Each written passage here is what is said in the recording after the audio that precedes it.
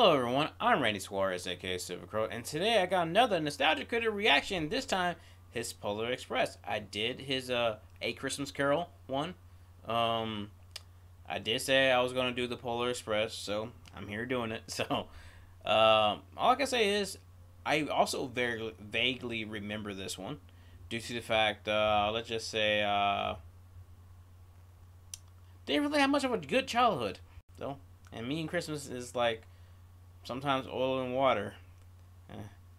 So all I can say is, let's get into it. This episode brought to you by DoorDash, the app that brings you food you're craving right now, right to your door. Praise the advertisers! Brought to you by Chime, the award-winning app and debit card that can save you money today. Come and see us this weekend at C2E2 in Chicago. We're easy to find. Just walk past the entrance, turn left, and there we are. We also got some panels, and we hope to see you there.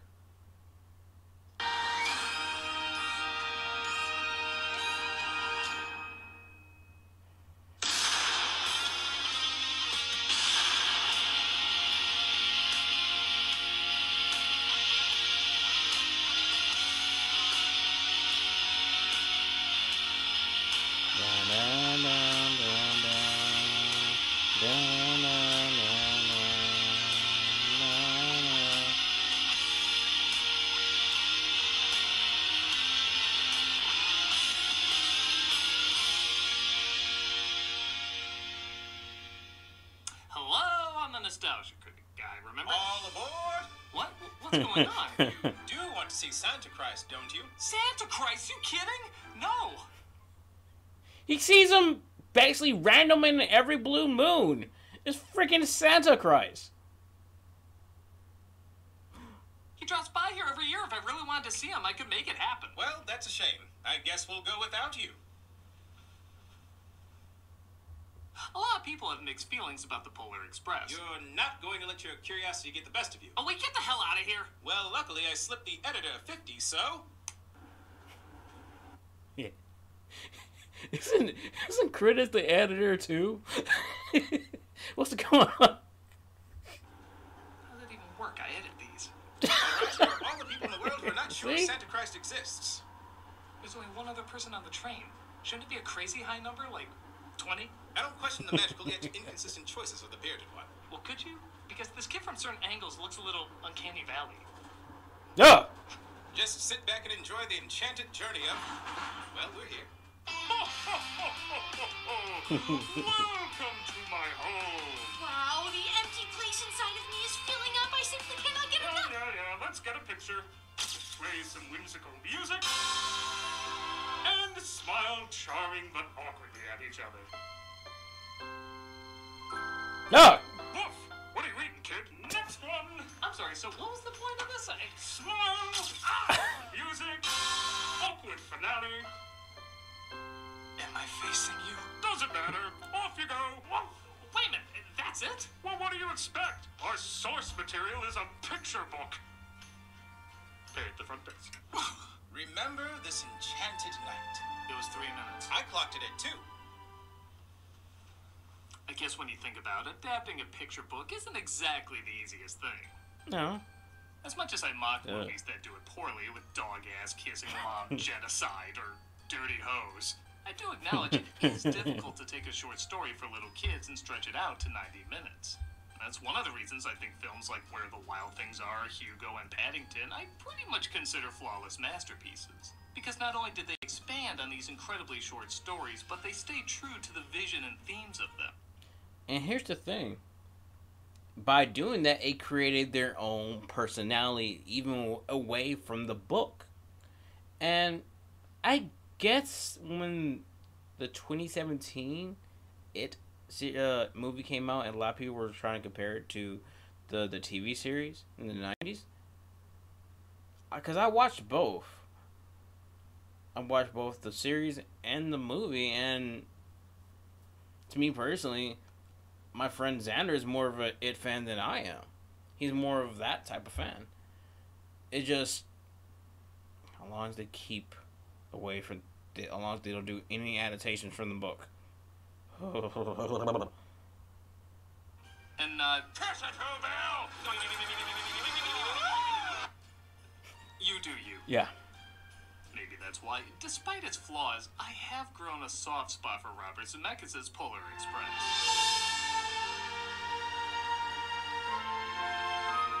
Though now a staple for many around Christmas time, I was both surprised yet not confused about it getting mixed reviews from critics. The short of it is, they were distracted by the uncanny valley of the motion capture animation and felt it was too forcefully trying to become a Christmas classic. I don't disagree. Yeah. But what the film gets right, especially when compared to other picture book adaptations, I think is worth giving high praise. I remember growing up with the story and really appreciated the film tried to entertain people the same way the source material did, rather than shove whatever slang, pop cultural references, or far blunt humor will be dated. Here's the thing, I only watched the Lorax maybe 4 times. I did question it a lot because one, they just say there's some stuff that tilt your head. In a week. That seems to be less and less with kids' book adaptations, and I really think this film should be applauded for it. But yes, there are clearly things that don't work. Yet, to the film's credit, they are interesting things that don't work.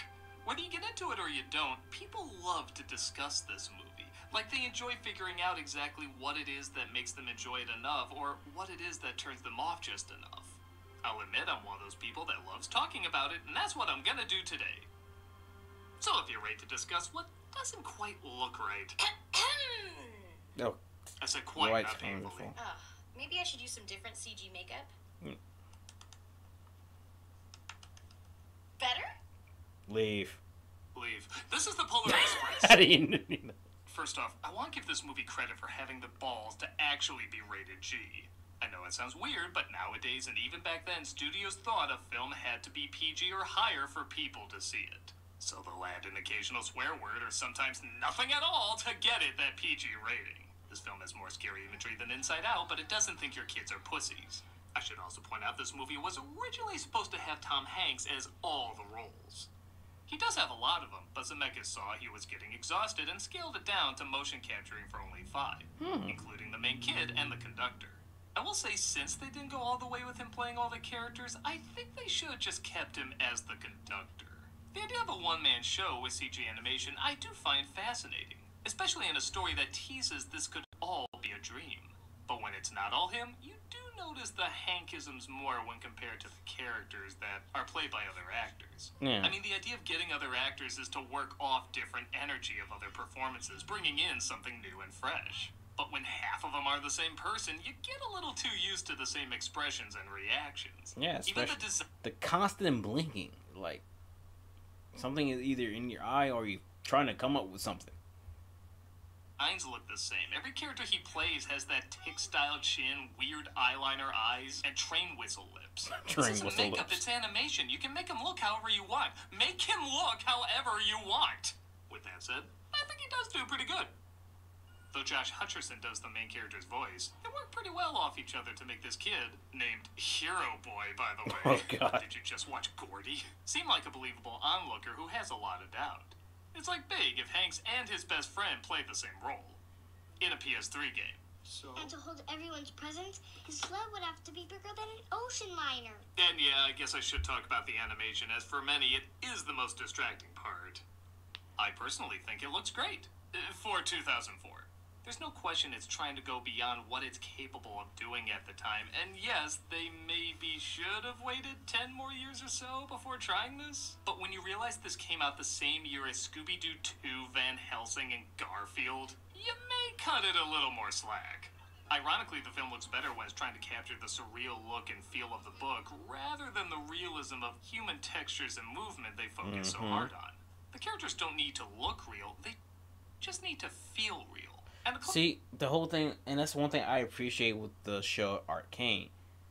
You know, I related to Jinx most because at the end of the day, she was just trying to help. Yes, she did made it worse, but she was just trying to help. And yeah, maybe Vi didn't want to hear it, but what she said did hurt Jinx to the point that it scarred her for life. And when she needed comfort, her own sister wasn't there. She basically destroyed that relationship between her and Jinx. And Jinx found someone that would actually listen to her, even though he was technically was going to end up using her at the end because, Jinx is genius. And, oh, man. I cannot stop. When it comes to Arcane, it's a really good show. Clever stylized look can accomplish that. If it looked too real, I'd be questioning why the camera can go through glass paper or whatever. Yeah, that was weird. I think the film shines more when it tries more weird stuff like that. Hero Boy is starting to have doubts about Santa, but suddenly a mysterious train appears outside. I reckon we have a 50-50 chance at this. All aboard! Damn it. Sorry, even in a cartoon, I can't take Hanks's cartoon accent seriously. Every second I'm expecting him to go, Knock, knock. Go fuck yourself. He says because of the kid's doubt, he's taking him to see Santa along with a bunch of other children. Yay, we're being kidnapped! He discovers a girl named, how's this for original, Hero Girl. These sound like temp names for a Robert Rodriguez kids movie. For real. And I swear the animation direction for her was, hey Frank, remember when Jack Nicholson played the Joker? Can you little black girl that? You know what, I should be thankful if Hanks was going to play all the parts. This could have been a lot worse. Whoops, did I say she was the freakiest looking character? Do you know what kind of train Oh this is? God, Mandar! Wait for S3 class Berkshire type steam locomotive. Yes, I can read your thoughts, and I am smarter than you. Can cross that off the list.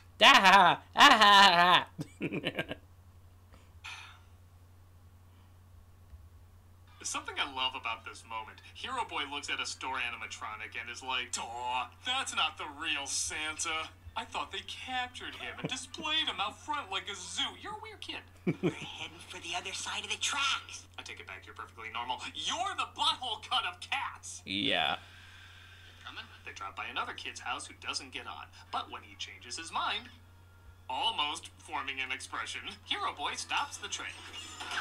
Who in the made that break? He explains he did it to let the kid on, so the conductor calms down.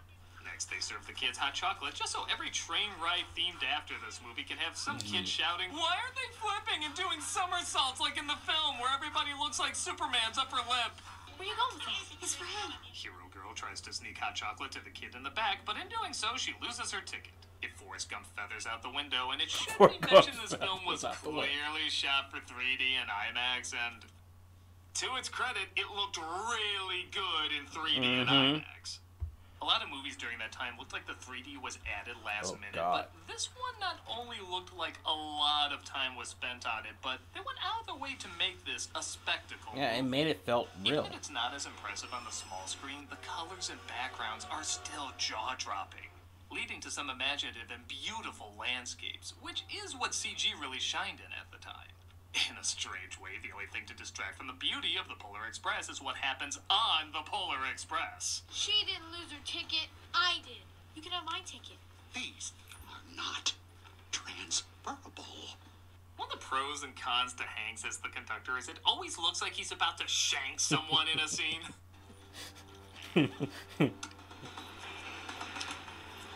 That's fucked up. That's so fucked up. No, it's nothing that crazy. They just climb to the top of the train to make their way to the front. What the fuck? Hey! I found his ticket! Now, I guess it's possible this is the shadow of the homeless man he discovers on top. If so, why did he take her to the back, and where the fuck did they go? Did they forget there was an inside of the train they were inside of? And by God, how do so many animated characters survive the cold wearing the equivalent of a bath towel? Yeah. Would you like to hear about movies? They're all the best I've ever seen in my life. Is this something I can do for you? Tom Hanks also plays the hobo, who's hands down my favorite character. We don't know exactly what he is, but they hint at him either being an angel or a ghost. Though this environment is already otherworldly, there's something even more otherworldly about him. That image alone of him making a fire on top of the train is pretty damn awesome. Hey, would you like some Joe? Nothing like caffeine to bring on hyperthermia faster. I own this train. Huh? It's like I'm the king of this train. Yeah, the king. Even when he moves awkwardly, there is kind of an excuse because he's a spirit. He would move a little different. With that said, even when he's imitating an animatronic Santa, it somehow still looks more awkward and fake than the actual animatronic Santa.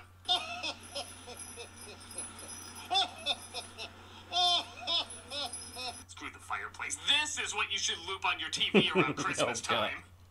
A lot of the film is discussing doubt and faith.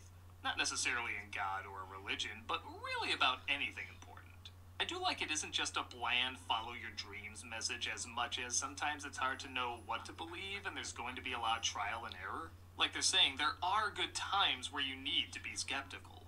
I want to believe, but You don't want to be bamboozled, caught, or duped, hoodwinked. You don't want to be taken for a ride, railroaded. I used to watch cable news too. I know the feeling. Reason why I don't have cable now. Just say, things change and sometimes don't change for the better, but anyway, I digress on that one. Even the message of seeing is believing is almost contradicted with the most real things are the ones we can't see. Seeing is believing. The most real things in the world are the things we can't see. There are layers to the message they're getting across. Not tons, but it's like Fred Merck's cake. They're all in there.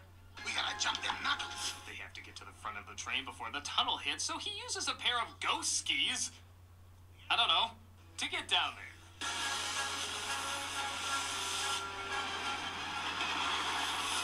Oh, come on, you call that filler? Jim Carrey would have had his head in a woman's breast by this point. That's how you fill her. Because he literally fills her, I just realized that. Yep. He gets to the front and discovers Hero Girl, but the train starts speeding out of control. what about this red one? It looks like a brake. No, he said this was the brake. Are you sure? Are you sure? Are you sure it isn't the lever that says blatant character arc? The train continues to speed on the world's unsafest track, and it pretty much becomes a VR roller coaster. Yeah. We're dropping faster than a presidential approval rating! Oh, bird. Slips onto the ice, and again, this can all be seen as filler, but it is a lot of fun. What more character do I need from these people? I got it. Go ahead and give me the stuff that CG is best at. Action and attempts to destroy Disney. Ooh, hold on. They literally get Go back. But it is a lot of fun. What more character do I need from these people? I got it. Go ahead and give me the stuff that CG is best at. Action and attempts to destroy Disney. Lion King. Oh, I'm still trying to figure out to this day what possessed them to think it's a good idea to remake Lion King live action. I'm like, it was literally just a copy and repaste. Once they literally get back on track, all the children inside are presumed dead, and the conductor talks about a strange time when someone saved him from falling over. Someone saved you? Or something. An angel. Maybe. Nah, that's bullshit. Now let's go see Santa Claus. Mind your steps now. They're brought into a car that's filled with all sorts of forgotten toys. What are they doing here? It's a new concept the boss came up with. He calls it Toyture. Wait till you see what he has in mind for the one based on me. Speaking of which, I think this puppet is giving someone a Woody. Oh, yeah, I know who you are. You're a doubter! A doubter you don't believe! You're a doubter! Still less scary than when Zemeckis had Jim Carrey do it. Yep. And I just did that one, which was a Christmas Carol one. And hopefully, I'm trying to figure out when to post that. But anyway, probably will be posted before this one. So. Yeah.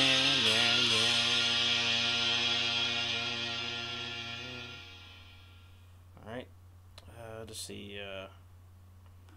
Attention, label Advertising. adore me, but everything don't go. Yeah. Ignition ends February 20. Banking services provided by the $33 average overdraft fee. Overdraft. These things. Alright. And we're back.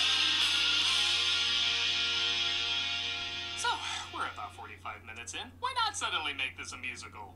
The best time of the year when everyone comes home. Now, I know what you're thinking. What? They had that song earlier. But that was a show being put on for the kids on the train. Like I said, they even do that on these Polar Express-themed rides. That doesn't make it a musical yet because that could qualify in a non-musical environment. This is the first time someone is singing to express their thoughts, and it comes right the hell out of nowhere. It'd be like Bruce Wayne singing halfway through Batman Begins because they went to an opera earlier. It doesn't count, and it'd be distracting as fuck. Yeah. All the dreams of children, once lost, will all be found. If Hanks is in, I'm just assuming you were looking for an Oscar already. It also doesn't help that it's not a very good song. It's not awful, but it's cheesy as hell and feels like they're trying to plant it as a song you'll sing with other Christmas carols. The best you'll get is children's recitals, and that's because kids kind of remember the notes when they fall asleep during the song. Look, the Northern Lights. Wow! We literally just saw reindeer and presents in the sky like God's Etch-a-Sketch. But this is the moment that impresses us, I guess. What's stranger than everyone singing 45 minutes into the movie? Everyone singing another song immediately after.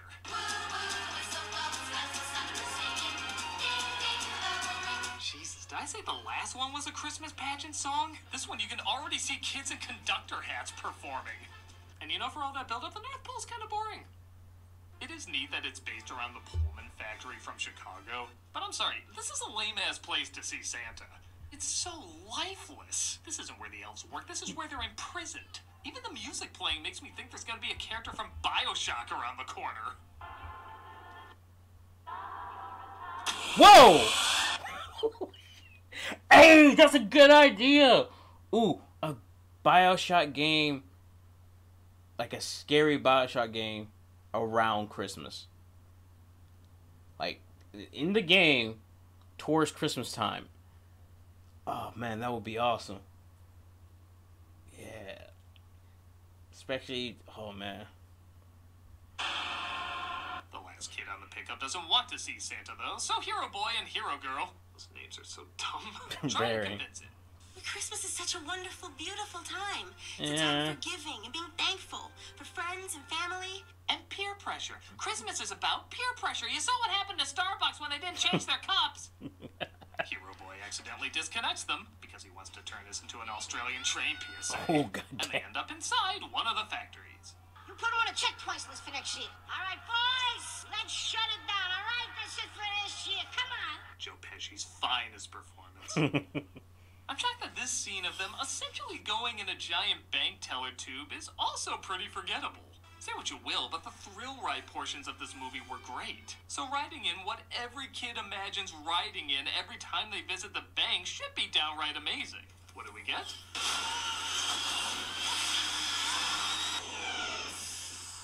It's like going down a McDonald's playground slide while watching 2001 on your phone.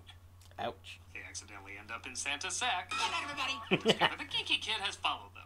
Which, how the hell did he do that without being seen? How could you miss anything about this kid? I want to make sure I'm getting everything on my list. All I found was one present, and all it had was a bunch of stupid underwear. Is mother not regretting hole and condom on your list? They get the bag to the town square, and yeah, most of this is stuff in the movie you really could have cut.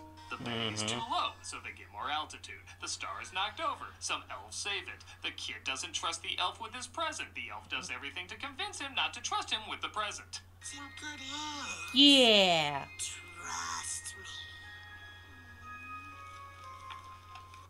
See, we make one of those every year for you just to destroy it. Why? Because we can. Honestly, everything from when they arrive to when they meet Santa could have been majorly trimmed or completely cut, and you still would have met the theatrical runtime and missed nothing. Yeah. Apart from the Christmas Story kid sounding more like a duck fucking a goose. We got plenty of time. We got nothing but time. We got time to kill. Imagine if Laffy Girl listened to a compilation of him instead of her laid-back music.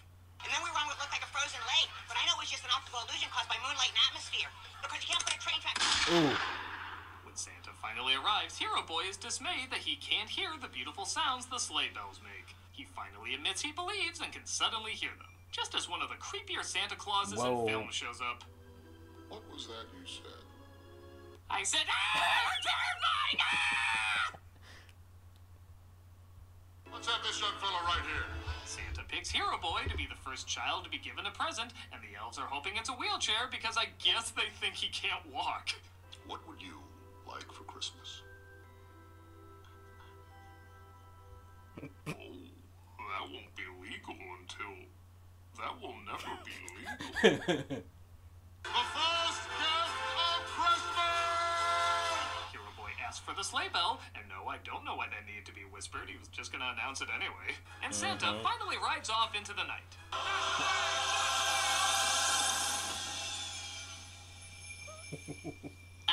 That wasn't supposed to happen, folks. Well, best get started on the funeral. Why does his blood smell like candy canes? It's funny. For as hard as Zemeckis tried to make this timeless, it's like he said, let me have one painfully dated thing in it. Lift your spirits, swing that girl. Drive on time, Even though this isn't a Weinstein production, I still feel like they stepped in for that joke. Uh-huh. The elves all dance with completely blank faces, but when Hero Boy gets to the train, he discovers the silver bell is gone, falling through a hole in his pocket. Ha! You should have asked for a new robe for Christmas, dumbass! Gee, that's really too bad. Really? If I could clone you so I could repeatedly kill you, I wouldn't, because temporarily that would mean there'd be more than one of you, but I would think about it very closely. For hours. The children are dropped off back home where they'll wait for their presents to be delivered. It doesn't matter where they're going. What matters is deciding to get on. So remember, kids, when a stranger asks you in the middle of the night to go with them to see Santa Claus, do it. You'll have no regrets whatsoever. Uh-huh. Look, Santa's been here! Santa's been here! The next morning, Hero Boy opens all his gifts and sees a special one from Santa. It's a lump of coal. It says, thanks for dropping my bell, ass biscuit. No, it's the silver bell he dropped in the sleigh, but only the children seem to hear its beautiful sounds. Broken. Huh. Sorry about that, sport. Teacher says every time a bell rings, a 3D animator cries, looking back years later.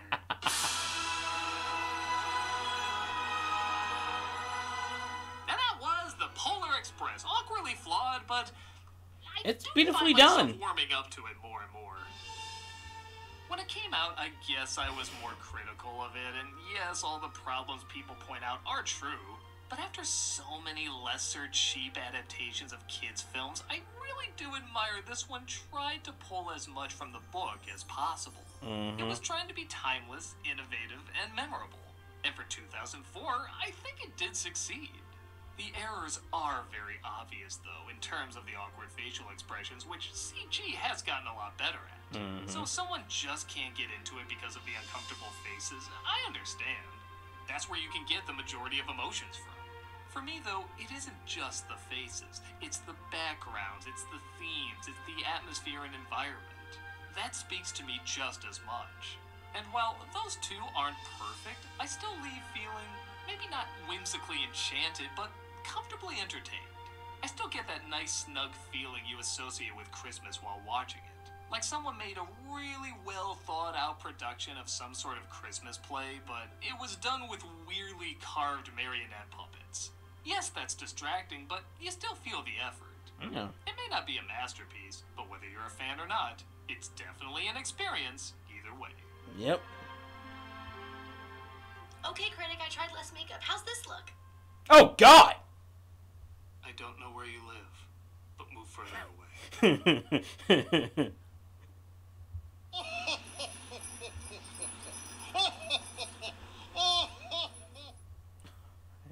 That is it for this Nostalgia Critic Polar Express basically reaction, his review on it.